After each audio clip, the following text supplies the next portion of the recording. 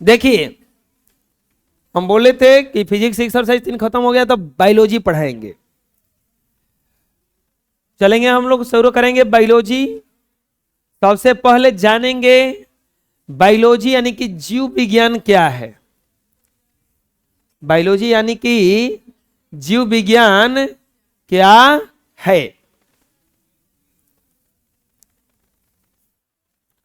Biology बहुत ही आसान है और नहीं तो बहुत ही जटिल है। अगर आपको डॉक्टर बनना है तो बायोलॉजी आपके लिए क्या है, कंपलसरी है। आसान है, इससे हो जाएगा। डॉक्टर बनना तो बायोलॉजी आसान हो जाएगा। कंपलसरी है, आसान लगे चाहे ना लगे। बायोलॉजी कुछ है नहीं, अपने ही शरीर के बारे में पढ़ना है।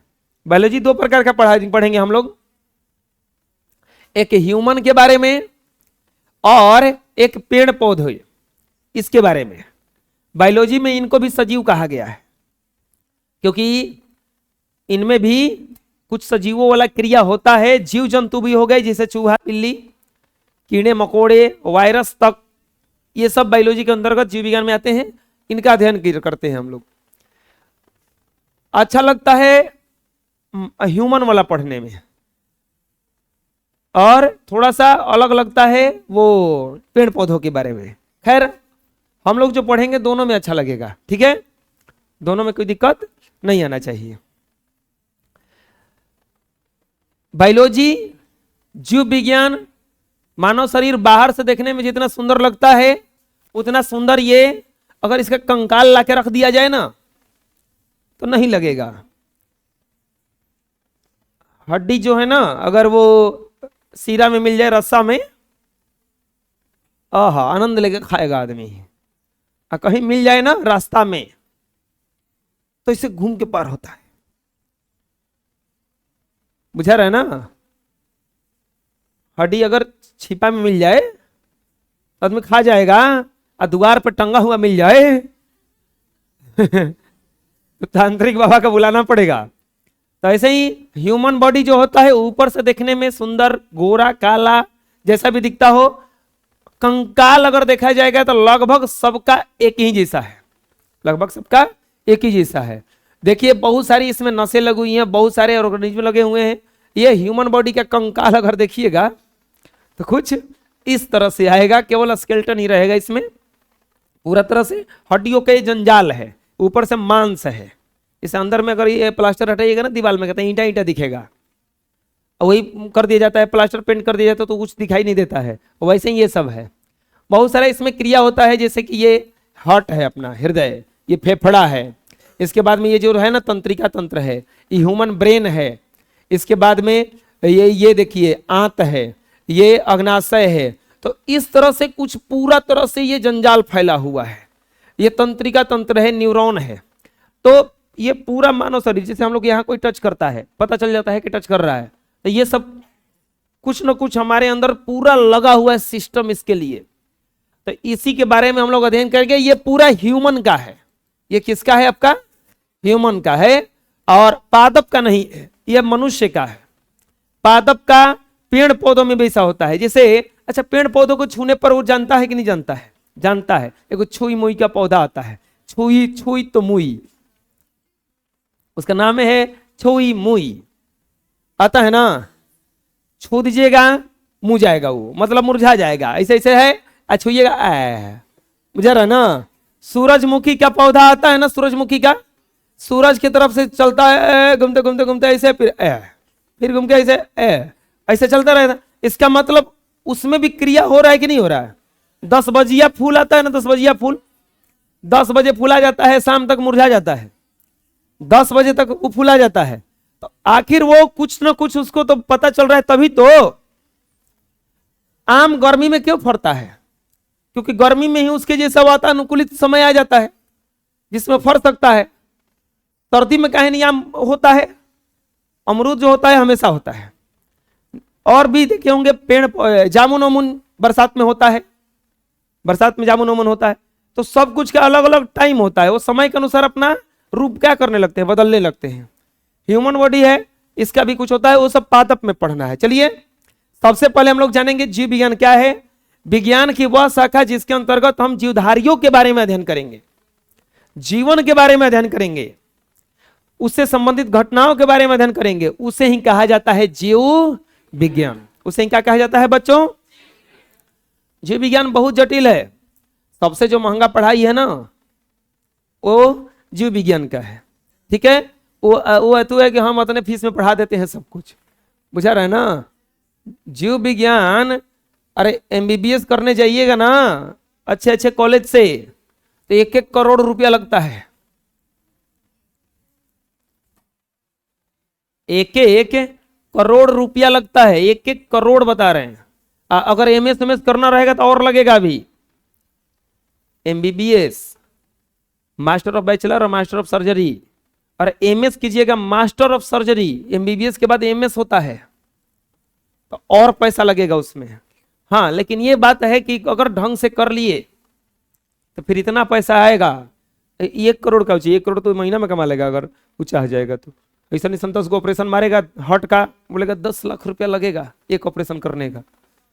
10 को कर दिया तो हो गया काम होकर। कहीं 30 दिन में 30 को कर दिया तो 300 करोड़ मार दिया है एक दिन में, हुए 3 करोड़ मार दिया। तो बढ़िया डॉक्टर बने, कहीं डॉक्टर बने।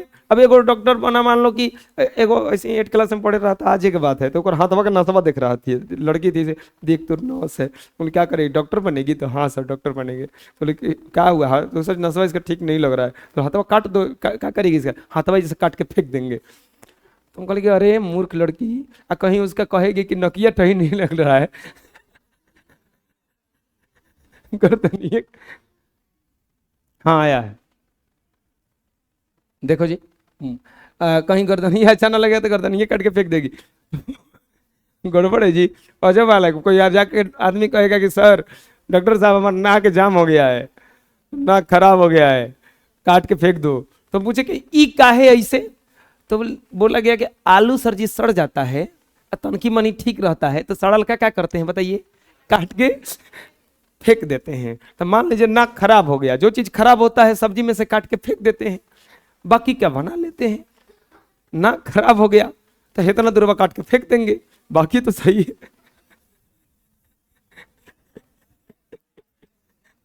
ऐसा डॉक्टर बने ना, पता चला। हाँ, जीव विज्ञान क्या है? विज्ञान की वह शाखा जिसके अंतर्गत हम जीवधारियों के बारे में अध्ययन करेंगे, उसे ही क्या कहा जाता है? जीव विज्ञान कहा जाता है। क्या कहा जाता है? ये क्या है पता है? न्यूरॉन है। हम लोगों के अंदर तंत्रिका तंत्र लगा हुआ है ना, उस यही न्यूरॉन है वो। ये पता चल जाता है, इसी से हम लोग को कोई स्पर्श वगैरह करता है तो पता चल जाता है। खैर इसको हम लोग अगले चैप्टर में विस्तार से पढ़ेंगे। सबसे पहले हम बता रहे थे जीव विज्ञान। जीव विज्ञान विज्ञान की वह शाखा है, चाहे विज्ञान की वह शाखा जिसके अंतर्गत हम जीवधारियों के बारे में अध्ययन करेंगे, उसे ही क्या कहेंगे? जीव विज्ञान कहेंगे। बोलो, विज्ञान की वह शाखा जिसके अंतर्गत जीवधारियों के बारे में अध्ययन किया जाता है, उसे जीव विज्ञान कहा जाता है। जीव विज्ञान में हम लोग जीवधारी के बारे में, जीवों के बारे में अध्ययन करेंगे। जिसमें भी जीव हो, वो चाहे पादप हो या चाहे जंतु हो, चाहे पादप हो चाहे जंतु हो। पादप मतलब पेड़ पौधा, और जंतु के में ऐसा नहीं कि जंतु में खाली कुत्ता बिलाई भैंस बकरी आएगी, हम लोग भी जंतु की श्रेणी में आते हैं। समझ में आ रहा है ना? पादप हो चाहे जंतु हो, बस जीव विज्ञान कोई पूछेगा तो जीव विज्ञान वह शाखा है जिसके अंतर्गत हम जीवधारियों के बारे में अध्ययन करते हैं। जैसे ये भी अध्ययन करेंगे हम लोग कि मनुष्य जो का अगर कहा जाता है ना, तो उत्पत्ति कुछ चिंपैंजी बंदर से हुआ है कहा जाता है। ऐसा बहुत सारे चीजों में इसका निष्कर्ष निकला है। तो बोला जाता है कि मनुष्य का पूंछ क्यों नहीं है? तो पूंछ इसलिए नहीं है क्योंकि जिस अंग का यूज खत्म हो जाता है वो अंग धीरे धीरे बेकार हो जाता है, समाप्त हो जाता है। तो पूंछ का यूज नहीं था, तो इसलिए पूंछ क्या हो गया? यहाँ से समाप्त हो गया। खैर ये सब पढ़ेंगे हम लोग अगले चैप्टर में। चैप्टर है इसमें अनुवांशिकता एवं जैव विकास। ये ह्यूमन बॉडी है। ह्यूमन बॉडी में बहुत सारा ये ऑर्गन्स लगा हुआ है। ये समझ लीजिए कि बहुत छोटा छोटा ऑर्गन्स है जिसको दिया गया है। जैसे ये थायराइड है, ब्रेन है, ये लंग्स है, ये आपका स्टोमक है, पेट है, ये किडनी है।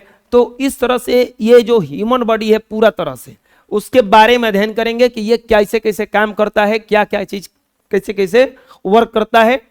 10th क्लास में जो बायोलॉजी पढ़ना है थोड़ा बेसिक बायोलॉजी है। बेसिक बायोलॉजी के मतलब कि पूरा डीप नहीं जाना है, समझ में आ रहा है ना। वही आप इंटर में जाइएगा तो पूरा आप डीप चले जाइएगा, इंटर के बाद में कहीं आप चले जाइएगा डॉक्टरी में तो सब फिर एकदम बायोलॉजी में जाकर डूब जाइएगा आप, समझ में आ रहा है ना कि अब क्या है इसमें। हम लोगों को अब देखिए फिजिक्स भी पढ़े हम लोग, तो जितना सिलेबस है उससे से हम ज्यादा बताएंगे, टेंशन मत लीजिए, ठीक है। सबसे पहले बायोलॉजी में आता है सजीव। सजीव का मतलब होता है 100 प्लस जीव, 100 प्लस जीव, यानी कि जिसमें जीव हो, जिसमें जीव हो, जिसमें जीव हो। तो दुनिया में दो ही प्रकार का वस्तु पाया जाएगा, या तो सजीव होता है या निर्जीव होता है, या तो सजीव होता है या निर्जीव होता है। सजीव होता है, निर्जीव होता है। सजीव का लक्षण क्या है? जिसमें जीव हो। तो बोलो कि जीव का मतलब कैसे होगा, कैसे जानेंगे इसमें जीव है? तो जो श्वास लेता हो, सबसे पहला उसका क्या आएगा? श्वास लेता हो। जो भोजन करता हो, जो भोजन करता हो, जिसमें गति हो, गति मतलब चलता हो, सांस का मतलब सांस ले रहा है, हवा खींच रहा है, ऑक्सीजन खींच रहा है। भोजन करने का मतलब भात चोखा दाल कुछ खा रहा है, खा रहा है ना। जो सांस लेता हो, भोजन करता हो, गति करता हो। बोलिएगा तब तो ट्रैक्टर हो जाएगा। पूछे कैसे? ट्रैक्टर चलता है, गति हो गया, तेल पीता है, भोजन हो गया, सैलेंसर होता है उसमें, सांस भी लेता है, इसका मतलब। तो तीसरा चीज होता है सजीव का एक गुण है, जो सांस लेता हो, भोजन करता हो, गति हो, जिसमें टूट फूट की मरम्मत की क्षमता हो, यानी कि कुछ कटे छटे तो ठीक हो जाए। तो हम लोग का ठीक हो जाता है ना। आज जाके गाड़ी में एक हथौड़ी धराइएगा कहीं उसके बॉडी पे, क्या वो ठीक होगा? वो ठीक नहीं ना होगा। तो जिसमें टूट फूट के मरम्मत की क्या हो? क्षमता हो। हम लोगों में एंटीबॉडी आता है, ऑटोमेटिक शरीर में एंटीबॉडी आता है, जो अपने से सब कुछ को क्या करता है? कंट्रोल करता है, ठीक करता है। घाव होता है तो देखे होंगे धीरे धीरे धीरे धीरे सूख जाता है, फिर पता नहीं चलता है कोई जगह घाव था। लेकिन ऐसा चीज निर्जीवों में नहीं होता है। तो बोलिए कि टूट फूट का मरम्मत, ठीक है, टूट फूट का मरम्मत कर देंगे उसका हम ही, कोई दिक्कत नहीं है। एक और गुण होता है सजीवों में, जो अपने जैसा संतान उत्पन्न करने का क्षमता रखता हो। तो ये तो पॉसिबल नहीं है निर्जीव में। अब ट्रैक्टर संतान थोड़ा ना उत्पन्न कर सकता है। तो सजीव का डिफिनीशन क्या हो जाएगा? जो सांस लेता हो, जो भोजन करता हो, जिसमें गति हो, जो टूट फूट की मरम्मत करता हो, और जो अपने जैसा संतान उत्पन्न करने का क्षमता रखता हो, उसे ही क्या कहा जाता है? सजीव। डिफिनीशन समझ में आ गया? सजीव किसे कहेंगे? जो श्वास लेता हो, जो भोजन करता हो, जिसमें गति हो, जो टूट फूट की मरम्मत कर लेता हो। बोले टूट फूट की मरम्मत का मतलब कुछ कटा छटा तो ठीक कर लेता है अपने से, और जिसमें अपने जैसा संतान उत्पन्न करने की क्षमता हो, उसे क्या कहते हैं? सजीव कहते हैं। क्या कहते हैं उसे? वैसे जिसमें जीव हो, जो श्वास लेता हो, जिसमें समय के साथ अनुसार विकास और वृद्धि होता हो। एक और आ गया विकास और वृद्धि।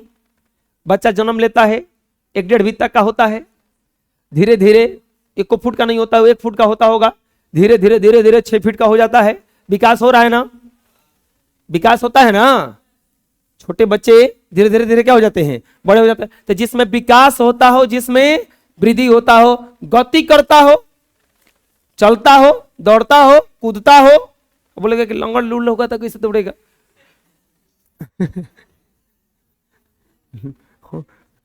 अरे तो लंगड़ लूल होगा तो बढ़ेगा तो मूर्ख लड़का।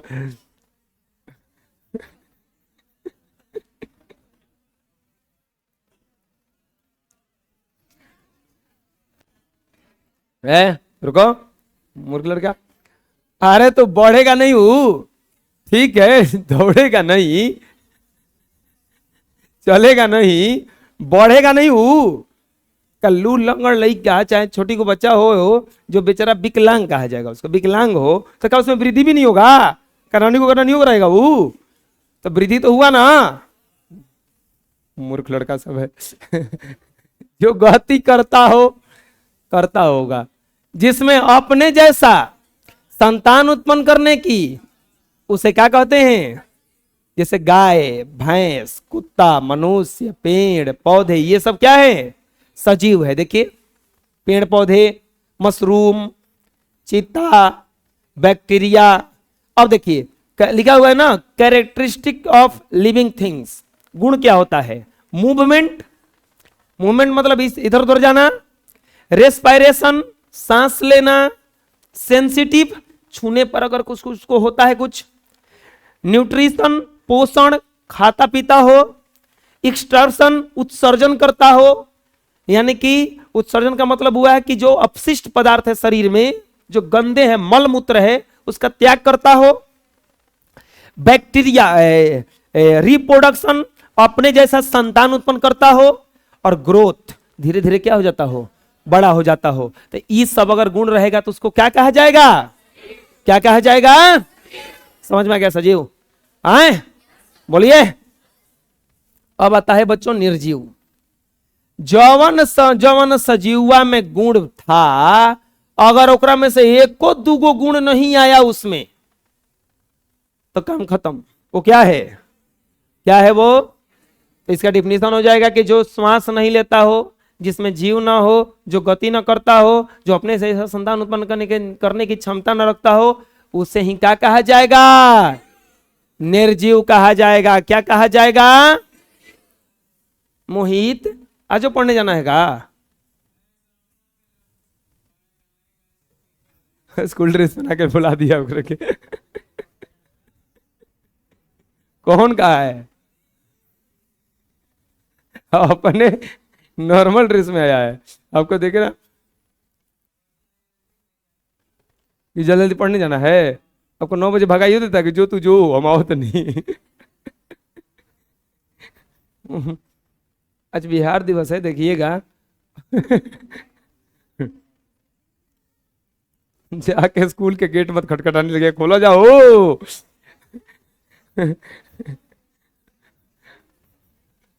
हाँ, निर्जीव किसे कहते हैं? चलो पढ़ो। जिसमें जीव ना हो,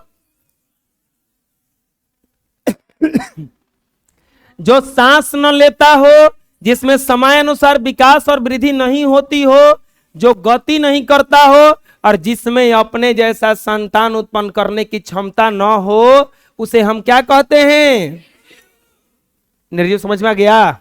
बोलो। जिसमें जीव नहीं हो, जो सांस न लेता हो, जिसमें समयानुसार विकास और वृद्धि नहीं होता हो, जो गति नहीं करता है, और जिसमें अपने जैसा संतान उत्पन्न करने की क्षमता नहीं हो, उसे निर्जीव कहते हैं। जैसे ईंट, पत्थर, घर, लोहा, पंखा, ये सब क्या है? निर्जीव है ना। ईंट है, पत्थर है, ये सब निर्जीव है। सजीव और निर्जीव समझ में आ गया? बोलो। सजीव किसे कहते हैं, निर्जीव किसे कहते हैं? समझ में आ जाएगा ना। सजीव का पहचान, जिसमें जीव हो, जो सांस लेगा, भोजन करेगा, गति होगा, वृद्धि होगा, उत्सर्जन करेगा, और अपने जैसा संतान उत्पन्न करने की क्षमता रखेगा, तो उसे क्या कहा जाएगा? और नहीं तो क्या है? कोई दिक्कत? अब आता है विश्व का निर्माण। अच्छा, आप लोगों के हिसाब से बच्चों, विश्व जो बनना चाहिए था वो केवल सजीव से बनना चाहिए था कि निर्जीव से?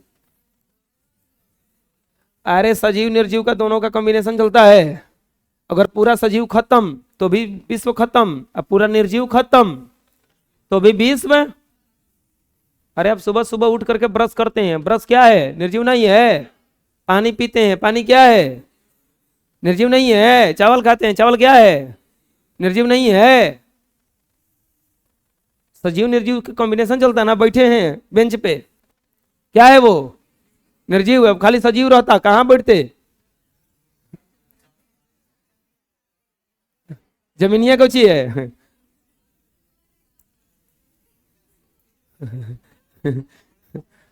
विश्व का निर्माण जो है दो घटकों से हुआ है, एक सजीव से और एक, दोनों के कॉम्बिनेशन से ही पूरा ये विश्व सही रूप से चल रहा है। चलिए देखते हैं क्या है।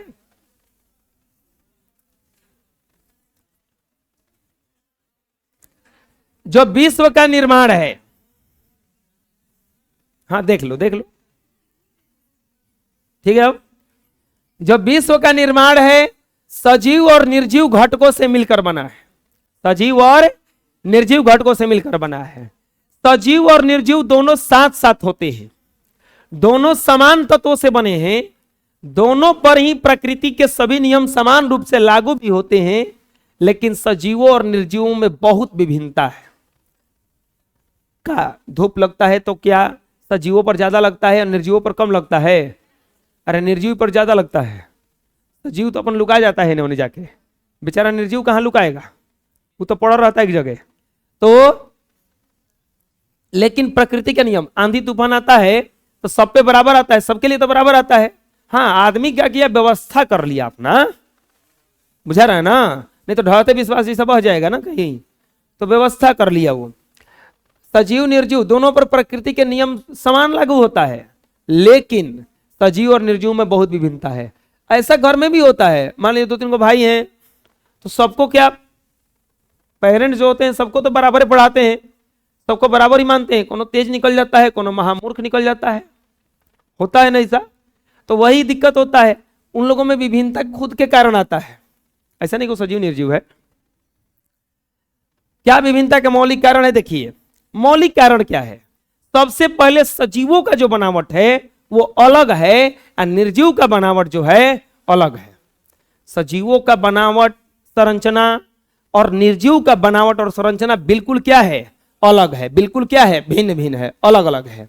देखिए सजीव और निर्जीव के बीच की विभिन्नता का मौलिक कारण क्या है। सजीवों के संगठन विभिन्न स्तर पर पाए जाते हैं, सजीवों के संगठन विभिन्न स्तर पर पाए जाते हैं, जो सरलतम भी हो सकते हैं और जटिलतम भी हो सकते हैं। एक कोशिकीय सूक्ष्म जीव घटकों से बने होते हैं, वे सूक्ष्म घटक सूक्ष्म अणुओं से समान कोशिकीय ऐसे ही समूहों की रचना करती है, अलग अलग कार्यों के लिए विशिष्ट होते हैं, इन्हें ऊतक कहते हैं। ऊतकों से अंग बनता है और अंगों से अंगतंत्र। संगठन के ऐसे कोई स्तर निर्जीवों में नहीं पाए जाते हैं। जैसे हम लोगों के अगर शरीर को तोड़ा जाए, तोड़ते चले जाए तो लास्ट में मिलेगा सेल, कोशिका। लास्ट में क्या मिलेगा? सेल मिलेगा, कोशिका मिलेगा। हम लोगों का शरीर जो बना है, ये जो बना है ह्यूमन बॉडी, वो कोशिकाओं से बना है। लाखों करोड़ों कोशिकाएं रोज मरती हैं और रोज बनती हैं। इसी के कारण इसमें वृद्धि होता रहता है, इसी कारण इसमें क्या होता रहता है, वृद्धि होता है। मरती है का मतलब क्या हुआ, टूटती हैं। कोशिका एक टूट करके दूगो हो जाएगा, तो दूगो जब हो जाएगा तो एक बात बताइए, एक बालक रहेगा। अगर मान लीजिए कि एक पेरेंट्स हो और उसका एक बालक हो, तो वो बालक मान लीजिए हो सकता है कि एक घर बनाए, लेकिन अगर उसी पेरेंट्स के अगर 3 गो बालक हो तो अब उनको को घर का जरूरत पड़ेगा, 3 गो का। ज्यादा घर बड़ा बनाना पड़ेगा ना, ज्यादा जगह छेकेगा कि नहीं छेकेगा वो। तो वैसे ही कोशिकाएं जब एक थी तो छोटा था, 2 गो हुआ, फिर अपना आकार बड़ा करेगा तो शरीर बड़ा होगा कि नहीं होगा। ऐसे ही शरीर बढ़ता जाता है, मरती हैं, टूटती हैं, बढ़ती चली जाती हैं। अब क्या होता है ना कि ऐसे ही धीरे धीरे धीरे धीरे कोशिकाओं के समूह से ऊतक बनता है और ऊतकों से क्या बनता है, अंग बनता है। ऊतक मतलब क्या हुआ, जैसे और अंगों से बनता है पूरा ह्यूमन बॉडी, क्योंकि अंग में जैसे आंख है, पार्ट्स ऑफ बॉडी पड़े होंगे कि मानव शरीर के अंग लिखिए, तो मानव शरीर के अंग लिखिएगा तो क्या क्या लिखिएगा, जैसे ऊपर से चलेगा बाल, ललाट, आंख, नाक, मुंह, जीभ, उंगली, ये सब है ना। तो ये सब हमको बोलने दो, बक बक मत बीच में करो, तो खड़ा कराएंगे, दूसरे को पूछेंगे, पीट देंगे अभी। पूछेंगे तो बोलना कभी। तो ये सब अंग से क्या बनता है? अंग तंत्र बनता है। अंग से क्या बना है? अंग तंत्र बना। तो जो पूरा ह्यूमन बॉडी बना है, इसका एक जटिल प्रक्रिया है जिसके कारण ये बना है। जिसके कारण ये बना है, कोशिका बना, कोशिका से ऊतक बना, ऊतक से अंग बना, और अंग से क्या बना है? अंग तंत्र, यानी कि पूरा ह्यूमन बॉडी। अगर हाथ को काट दिया जाए तो पूरा ह्यूमन बॉडी नहीं है, पैर को काट दिया जाए तो पैर विकलांग हो जाएगा ना, वहां से पूरा ह्यूमन बॉडी नहीं बन पाएगा। लेकिन निर्जीवों में देखा जाएगा तो ऐसा संगठन नहीं पाया जाता है कि इससे ये बना, इससे ये बना, इससे ये बना।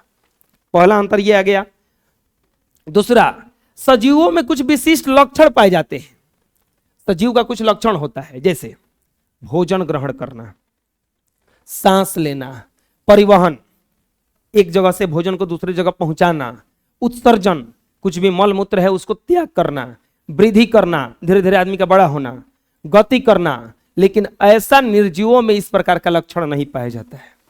बोले पाया तो जाता है, ट्रैक्टर है, ट्रेन है, ये सब तेल पीता है, ठीक है, तेल पीता है, बहुत बढ़िया काम करता है तो तेल पीता है। लेकिन ट्रैक्टर को खड़ा कर दीजिए 10 दिन तो क्या कहेगा कि डीजल डालो हमें? ऐसा तो नहीं है। पहले के जमाना में घोड़ा रखा जाता था, घोड़ा रखा जाता था। आज के जमाना में भी घोड़ा रखता है, लेकिन वही बस खाली बाराती में ले जाने के लिए। बुझा रहे ना? घोड़ा के जगह मोटरसाइकिल क्यों ले लिया? सेम काम दोनों का है। वो भी कहीं जाना के लिए यूज होता था, इसको भी कहीं जाने के लिए यूज करता है। क्यों लिया ये यूज? क्योंकि घोड़ा काम नहीं करता था तो भी खाता था। बाइक क्या है, 1 महीना कहीं नहीं गए तो 1 लीटर 1 बूंद पेट्रोल उसमें का जरा नहीं। समझ में आया क्या हुआ? यानी कि ये निर्जीव चीज आदमी काहे रख लिया उठा के? क्योंकि अगर इससे हम काम नहीं लेंगे तो हमारा ये खर्चा भी नहीं कराएगा। लेकिन घोड़ा रख लो, हाथी रख लो, ठीक है, जाओगे तो 10 लोग देखने के लिए आएंगे कि हाथी पर बैठ के आ रहा है। लेकिन अगर वो 1 महीना कहीं नहीं गए तो हाथी उतना दिन का खाना खा गया जितना से दिन से वो बेचारा कितना दिन घूम सकता था। ये होता है ना? तो निर्जीव में इस प्रकार का लक्षण नहीं पाया जाता है जो लक्षण सजीव में होता है। जो लक्षण सजीव में होता है। नहीं समझ में आया अभी? सजीवों में कुछ विशिष्ट लक्षण पाया जाता है कि नहीं पाया जाता है? पहले तो सजीव का बनावट ही अलग होता है, बहुत सारा जटिल प्रक्रिया से बना हुआ है ये। आज तक लैब में सब कुछ बनाया गया, मांस नहीं बनाया जा सका है, खून नहीं बना है आज तक। ब्लड जो है ना, आज तक बाहर लैब में नहीं बन पाया है। बोले क्यों नहीं बन पाया? क्योंकि ब्लड जो बनता है ना, वो अरे वो कहां बनता है? अस्थि मज्जा में, अस्थि मज्जा में बनता है, हड्डी के बीच बनता है। और वो पूरा उसका ब्लड बनने का प्रक्रिया जो है वो ह्यूमन बॉडी में ही हो सकता है, वो भी जीवित बॉडी में। तो मांस अगर ये कहीं से कट जाए ना, ये मांस नहीं मिलेगा, कहीं से बनाया नहीं जा सका है, पूरा बनाया नहीं जा सका है। अगर मांस कहीं से कम हो जाता है ना तो अपने ही शरीर से मांस काट के उसमें जोड़ा जाता है। जैसे उंगली उंगली कट गया कभी, अब मांस यहाँ पे जोड़ना है तो ये कहीं ना कहीं नीचे से मांस काटेगा ऐसा जगह से जहां से दिखाई ना दे, और काट करके फिर वहां पे लगाया जाता है।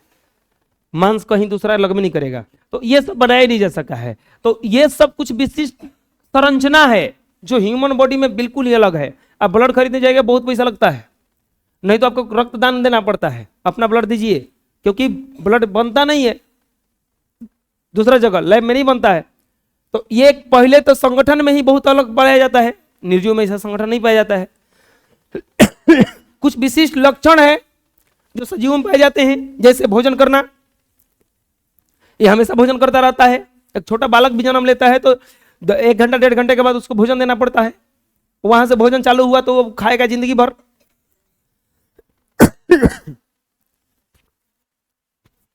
इसके बाद में सांस लेना, परिवहन, उत्सर्जन, वृद्धि करना, गति करना, ये सब किसका लक्षण है?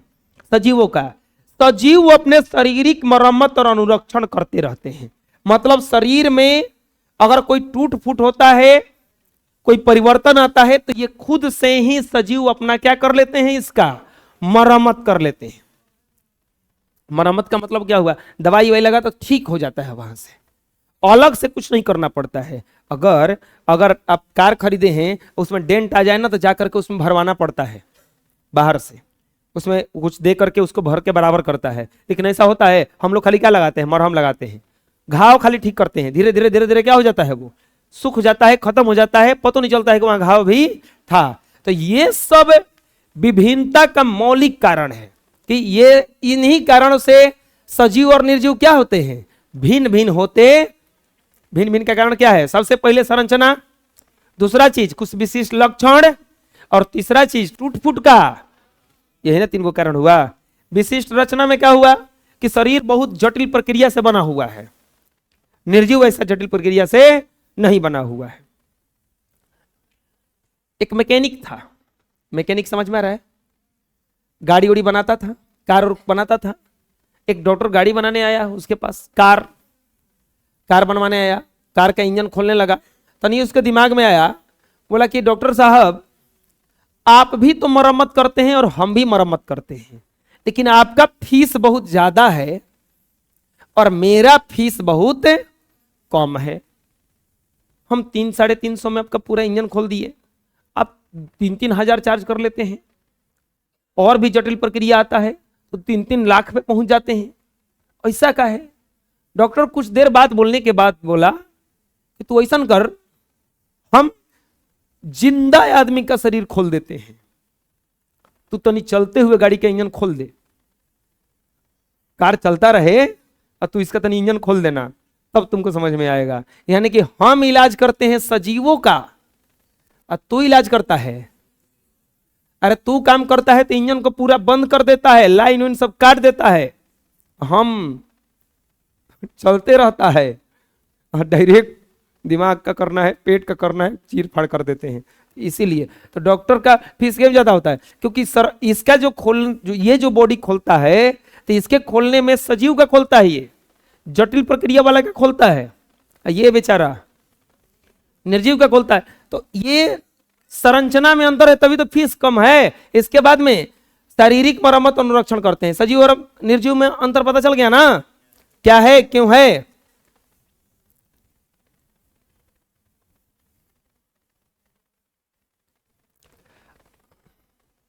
अब आता है विषय सूची। हम लोगों को इस 10th क्लास के बायोलॉजी में कौन कौन सा चैप्टर पढ़ना है। चैप्टर पढ़ना है हम लोगों को 8 को। कौन को चैप्टर पढ़ना है, 8 को चैप्टर पढ़ना है, ठीक है। कौन कौन सा चैप्टर है, पहला चैप्टर है जैव प्रक्रम। जैव प्रक्रम में आता है पोषण। पहला चैप्टर का नाम क्या है, पोषण। दूसरा चैप्टर का नाम है श्वसन। तीसरा चैप्टर का नाम है परिवहन। चौथा चैप्टर का नाम है उत्सर्जन। पांचवा चैप्टर का नाम है आनुवंशिकता। आनुवंशिकता हो जाएगा वो भी। पांचवा चैप्टर का नाम है नियंत्रण एवं समन्वय। छठवां चैप्टर का नाम है आनुवंशिकता एवं जैव विकास। सातवां चैप्टर का नाम है जनन। और 8वां चैप्टर का नाम है हमारा पर्यावरण। 8 को चैप्टर पढ़ना है। यही एनसीईआरटी में देखिएगा तो इसको पूरा मिलाकर के ये को बनाया है, खाली बस लिखा है चैप्टर में जैव प्रक्रम। जैव प्रक्रम तो समझिएगा ध्यान से। हम लोगों को चैप्टर पढ़ना है, टोटल 8 को चैप्टर पढ़ना है। कौन कौन सा चैप्टर है, जैव प्रक्रम यानी कि पोषण, श्वसन, परिवहन, उत्सर्जन, नियंत्रण एवं समन्वय, आनुवंशिकता एवं जैव विकास, जनन और हमारा पर्यावरण। कौन चैप्टर पढ़ना है, टोटल 8 को। कौन चैप्टर पढ़ना है, टोटल 8 को, ठीक है। देखिए अब इसमें क्या पढ़ना है, हम बारी बारी से थोड़ा थोड़ा बस इंट्रोडक्शन दे देते हैं कि किसमें क्या पढ़ना है। जैव प्रक्रम में हम लोग पढ़ेंगे कि हम लोगों को भोजन क्या करते हैं।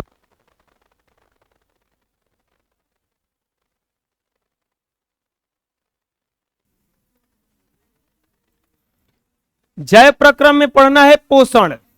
पोषण में हम लोग पढ़ेंगे कि हम लोगों को भोजन क्यों करते हैं, भोजन से क्या होता है, भोजन जब अंदर जाता है शरीर में उस भोजन का क्या होता है। ऐसा क्या होता है कि खाते हैं रसगुल्ला, छोड़ दीजिए, पचने के बाद कुछ अलग रूप पकड़ लेता है ना, तो अंदर में बहुत सारा क्रिया होता है उसका, ठीक है।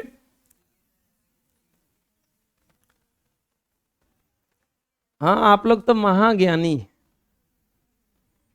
नहीं जी, महाज्ञानी, महाज्ञानी नहीं बोल रहे हैं। श्वसन में पढ़ना है कि हम लोग सांस लेते हैं, ठीक है, सांस लेते हैं, सांस लेना बहुत जरूरी है, ठीक है। वो तो गाना वाले बिगाड़ दिए ना, जिंदा रहने के लिए तेरी कसम, उसके बाद जानता होगा अरे मूर्ख, ऑक्सीजन ना मिलेगा तो तुरंत मरेगा। तो ऐसा नहीं है, सांस यानी कि ऑक्सीजन लेना जरूरी है, बुझा रहा है ना, बाकी कुछ जरूरी नहीं है। तो ना हम मर जाएंगे इसके बिना, अरे कुछ नहीं, तो ऑक्सीजन बिना मरेगा, उसके बिना छोड़, तू ऑक्सीजन ना मिलेगा 2 मिनट नहीं जिंदा रहेगा, तो ओह करने लगेगा उसके बिना। परिवहन, एक जगह खाते हैं, आप सुने होंगे कॉमेडी उमेडी में कि मुहवा में दवाइयाँ खाते हैं या गुड़वा में दवाई घुआ ठीक हो जाता है, कुछ तो होगा ना, ढोके ले जाता होगा। परिवहन, एक जगह से दूसरे जगह सब कुछ क्या होता है शरीर में जाता रहता, ना समझ में आया। तो किसके कारण होता है, परिवहन, ट्रांसपोर्टेशन के कारण होता है। उत्मर्जन नहीं है, ये उत्सर्जन है। उत्सर्जन, खाइए पीजिए तो कुछ अपशिष्ट पदार्थ भी बनता है जिसको शरीर से बाहर निकालना क्या रहता है, जरूरी रहता है। शरीर से बाहर निकालना क्या रहता है, जरूरी रहता है। उसके लिए हम लोगों के शरीर में उत्सर्जी अंग लगा हुआ है जो उत्सर्जन का ही काम करता है केवल, ठीक है।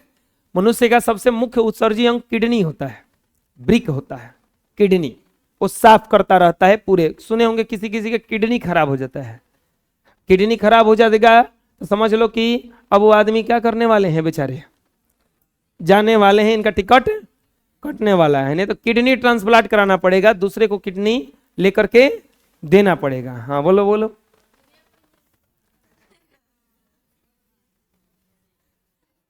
देख रहे हो ना, सब कोई सब खोज रहा है, अपना अपना फायदा सब कोई देखता है, नहीं इसको बुनिया पूड़ी का फायदा है। वाह रे, सावधानी हटी, हलवा पूड़ी बटी, बुनिया पूड़ी बटी। ना जी,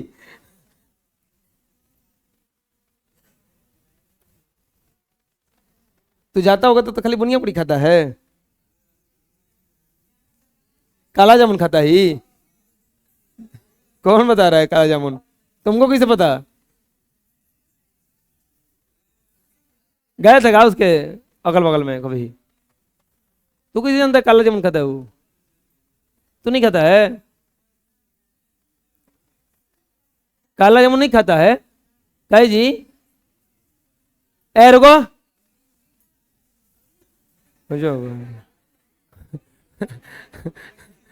काला जामुन मीठे बनता है, तो और कौन तो मिठाई ना खाता होगा, कौन मिठाई नहीं, चीनी भी नहीं करता है, मीठा नहीं खाता है, तो तू नागपंचमी के दिन कैसे रहता है,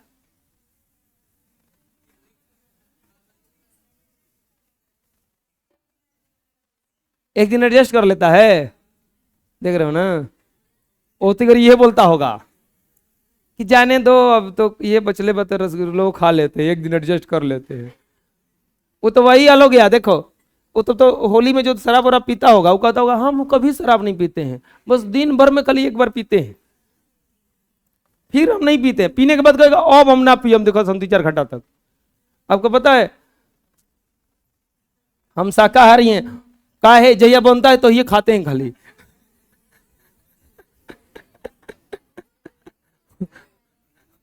हाँ हम शाकाहारी हैं, बस खाली जहिया बनता है वही दिन तो अब तो अंतर कौन पड़ल है?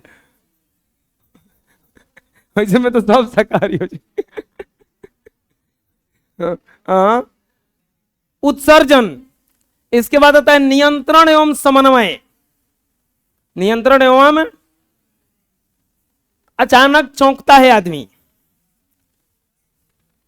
पलक झपकाता रहता है, ऐसे से झपकता है ना, ये अपने से गिरता है, पलकों का झपकना होता है ना, ऐसा ना।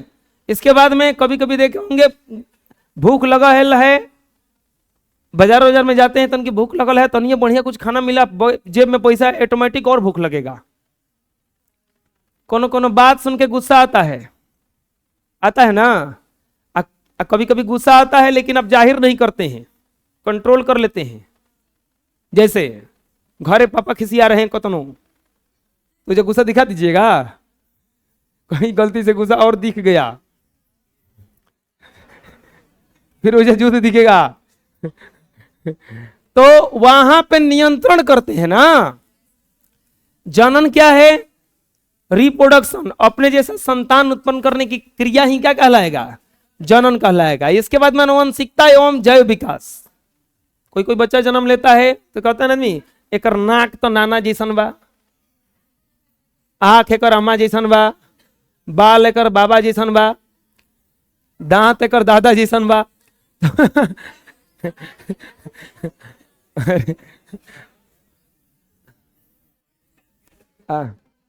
अरे तो छोटी गोली के दांत कैसे हो जाएगा जी?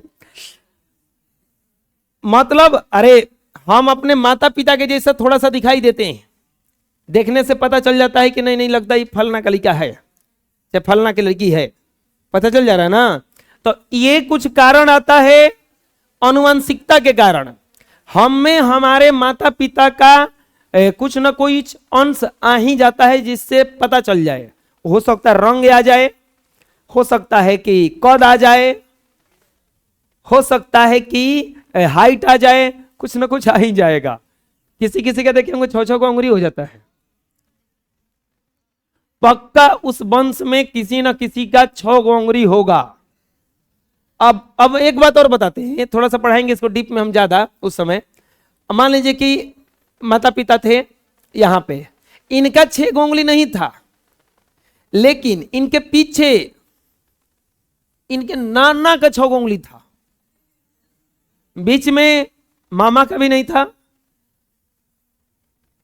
जो मां गई थी उनका भी नहीं था, इनका भी नहीं है। लेकिन ये जरूरी नहीं है कि इनके आने वाला संतान में ना हो, वो सेव रहता है, कहीं ना कहीं जाके प्रकट होगा ही। समझ में आ रहा है ना।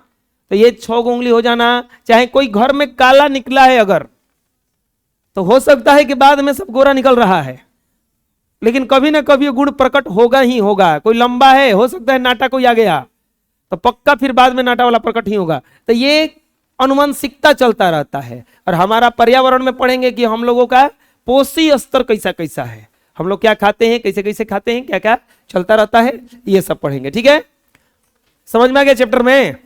कौन सा चैप्टर पढ़ना है टोटल? जय प्रक्रम में पोषण, श्वसन, परिवहन, उत्सर्जन, नियंत्रण एवं समन्वय, जनन, आनुवंशिकता एवं जैव विकास, हमारा पर्यावरण। समझ में आ जाएगा ना। चलिए पहला चैप्टर की तरफ हम लोग चलेंगे, पोषण। फर्स्ट चैप्टर की तरफ चलेंगे हम लोग, पोषण।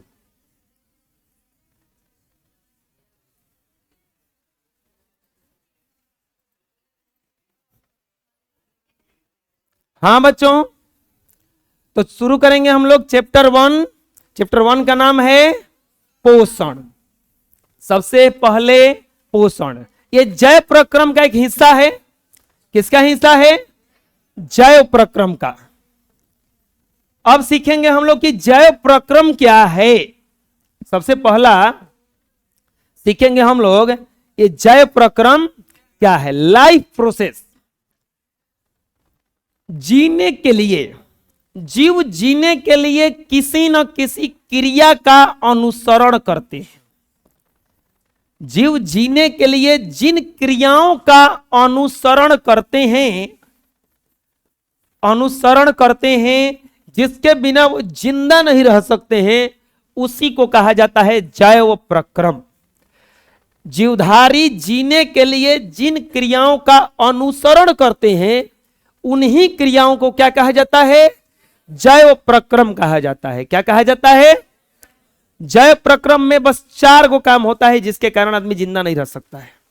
4 गो काम होता है। सबसे पहला पोषण, यानी कि अगर वो भोजन न करे तो जिंदा नहीं रहेगा। दूसरा चीज होता है श्वसन। दूसरा चीज क्या होता है? श्वसन। सांस न ले तो भी जिंदा नहीं रहेगा। तीसरा चीज होता है परिवहन। तीसरा चीज क्या होता है? परिवहन। अगर शरीर में, अब देखे होंगे रात में सोते समय कभी हाथवा दबा जाता होगा, सुबह सुबह झिनझिनी हो जाता है, चाहे उसी रात में कभी कभी पूरा झंझनाने लगा हो तो एकदम सुन्न हो जाएगा। क्या नहीं हुआ है? परिवहन। परिवहन में क्या नहीं हुआ है? खून एक जगह से दूसरे जगह नहीं गया है। वो देखे होंगे सांप काटता है, बिच्छू उच्छू काटती है, तो सबसे पहले वहां बांधा जाता है जल्दी से। क्यों बांधा जाता है? रोका जाता है। परिवहन को क्या किया जाता है? वहां से रोका जाता है, क्योंकि जैसे ही काटेगा तो तुरंत पूरा जहर पूरा शरीर में फैलेगा। अगर बांध दिया जाए तो परिवहन वहीं पे क्या हो गया? रुक जाएगा। तो परिवहन के बिना भी आदमी जिंदा नहीं रह सकता है। तीसरा चीज होता है उत्सर्जन। तीसरा चीज क्या होता है?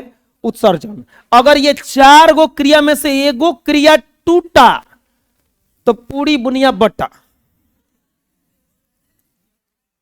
4 गो क्रिया में से पोषण भी टूटा। सुने होंगे बेड पे पड़ गए हैं, कुछ खाते पीते नहीं है, तो क्या टूट गया है उनका? पोषण। बेड पे पड़ गए हैं, ऑक्सीजन लगाया गया है, तो क्या टूट रहा है उनका? श्वसन। परिवहन, शरीर में कुछ इधर से उधर जा नहीं रहा है। उत्सर्जन, कुछ खाते पीते हैं लेकिन उत्सर्जित नहीं कर पाते हैं अपशिष्ट पदार्थों को, खराब पदार्थों को। इन चारों का जरूरत पड़ता है। तो जीवधारी जीने के लिए जिन क्रियाओं का अनुसरण करते, खाली जीने के लिए, अगर जिंदा रहना है तो 4 गो क्रिया होना, 4 गो क्रिया होना। तो ये 4 गो क्रिया अगर हो रहा है तो अब जिंदा है। और जिंदा रहने के लिए इतना का जरूरत पड़ता है। इसमें कहीं ये जरूरत पड़ता है, इसमें कहीं भी कोई कुछ भी अगर कम हुआ एको चीज, तो समझ लीजिए कि वहां से क्या हो जाएगा? काम खत्म हो जाएगा।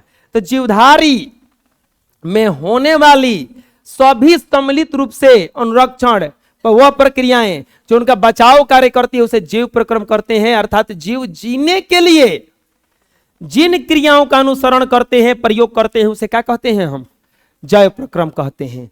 जीव जीने के लिए जिन क्रियाओं का अनुसरण करते हैं, उसे क्या कहते हैं? हम जैव प्रक्रम कहते हैं। जैसे पोषण, तुरंत बताएं अभी। पोषण, खाना पीना है ना, पचाना है। श्वसन, फेफड़ा होगा कहीं। श्वसन, सांस लेना। उत्सर्जन, किडनी है। और परिवहन, हृदय है। ह्यूमन हार्ट है, ये हृदय है। अरे ये हृदय जो है ना, ये केवल किताब में चलता है और कागज पे चलता है। हृदय ऐसा नहीं होता है। हृदय ऐसा होता है, ऐसा हृदय देख लेगा कोई पूरा खून से लथपथ रहता ही है। बुझा रहे ना? तो जीव जीने के लिए जिन क्रियाओं का अनुसरण करते हैं, उसे क्या कहते हैं? जैव प्रक्रम। बोलो, जीव जीने के लिए जिन क्रियाओं का अनुसरण करते हैं, उसे हम जैव प्रक्रम कहते हैं। उसमें कौन कौन आता है? पोषण, श्वसन, उत्सर्जन, परिवहन। 4 को चीज आता है, ध्यान देना। 4 को से बेसी नहीं आता है। क्या क्या आता है? पोषण, आपको खाली भोजन मिलता रहे, ऑक्सीजन मिलता रहे, आप जो भी खाते हैं उसको केवल अपशिष्ट पदार्थों को बाहर करते रहिए, समय समय पर मल मूत्र का त्याग करते रहिए। और जो भी खाते हैं अगर एक जगह से दूसरी जगह पहुंच जाता है तो आप आराम से जिंदा रह सकते हैं, बाकी किसी चीज का जरूरत नहीं है। तो जीव जीने के लिए इन क्रियाओं का अनुसरण करते हैं, उसे क्या कहा जाता है? जैव प्रक्रम कहते हैं। लेकिन अब आता है जैव प्रक्रियाएं। ध्यान से देखना, यह प्रक्रम था। प्रक्रम में खाली कौ गो आता है? 4 गो। प्रक्रम में खाली कौ गो आता है? लेकिन जैव प्रक्रियाएं क्या है? वह कारण जिसके कारण जीवों का अस्तित्व कायम रहता है, अपना वो अस्तित्व बना के रखता है, उसे कहा जाता है जैव प्रक्रियाएं। उसमें भी आता है श्वसन, परिवहन, पोषण और उत्सर्जन। एक दो और प्रक्रिया जुड़ जाता है उसमें। जीव जीने के लिए जिन क्रियाओं का, खाली जीने के लिए जिन क्रियाओं का अनुसरण जैव प्रक्रम कहलाएगा। अपना अस्तित्व भी कायम करना है तो उसको कहा जाएगा जैव प्रक्रियाएं।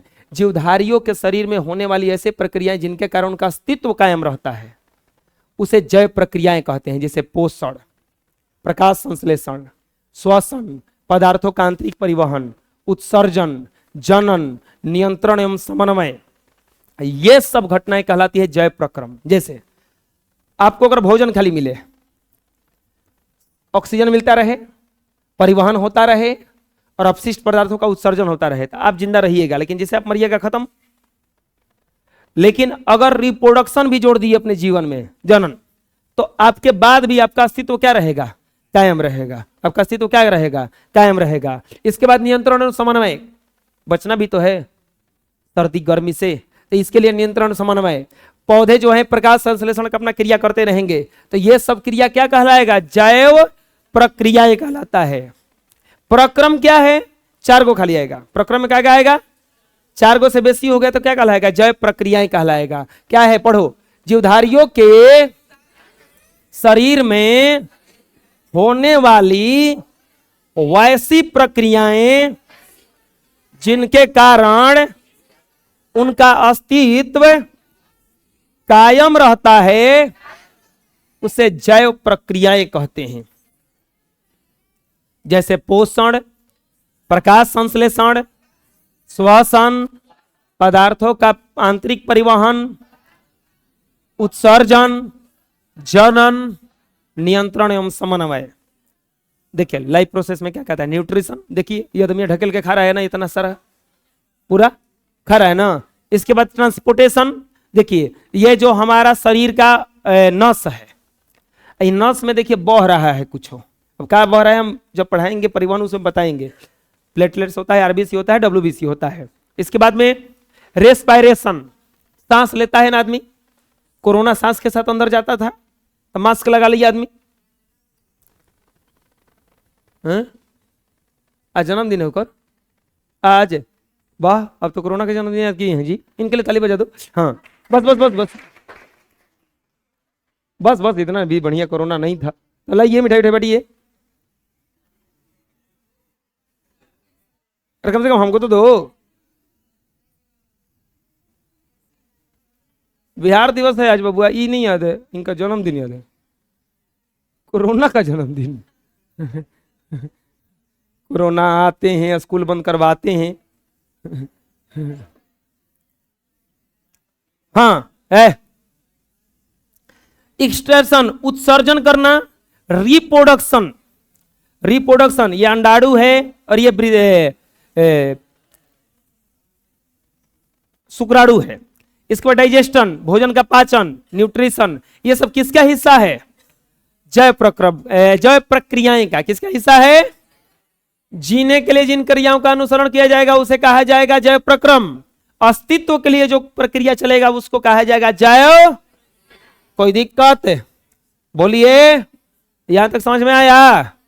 ठीक है, आज इतना ही रहेगा।